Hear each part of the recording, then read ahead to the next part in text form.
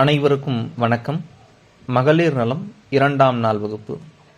இன்றைய வகுப்பில் மாதவிடாய் காலகட்டத்தில் ஏற்படக்கூடிய அதிகப்படியான உதிரப்போக்குக்கு எப்படி தீர்வு காண்பது அப்படிங்கிறத பார்க்க போகிறோம்.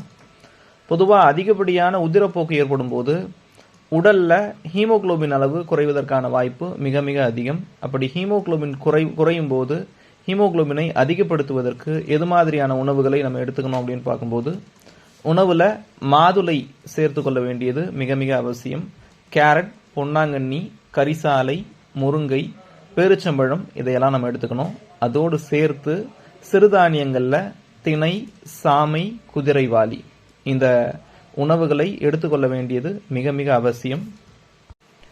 மாதவிடாய் சமயத்தில் ஏற்படக்கூடிய அதிகப்படியான உதிரப்போக்கு, அதாவது பெரும்பாட்டை குறைக்கிறது எப்படி அப்படின்னு பார்க்கும்போது, இந்த அதிகப்படியான உதிரப்போக்கு ஏற்படும் போது முடிந்த அளவுக்கு துவர்ப்பு சுவை இருக்கக்கூடிய உணவுகளை நம்ம எடுத்துக்க தொடங்கிட்டோம் அப்படின்னா எடுத்த கொஞ்ச நேரத்துல இந்த அதிகப்படியான உதிரப்போக்கு குறைந்துடும்.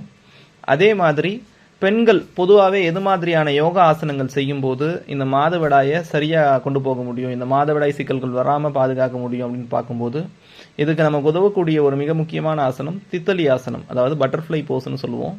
இந்த தித்தலி ஆசனத்தை தொடர்ந்து செய்யும் போது, அதாவது மாதவிடாய் காலத்தை தவிர்த்து மற்ற நாளில் செய்யணும். மாதவிடாய் ஏற்படக்கூடிய நாளில் செய்யக்கூடாது. மற்ற நாட்களில் தொடர்ந்து காலையில் செய்யும் போது மாதவிடாய் சார்ந்த தொந்தரவுகளிலிருந்து நம்மால மீண்டு வர முடியும். நன்றி.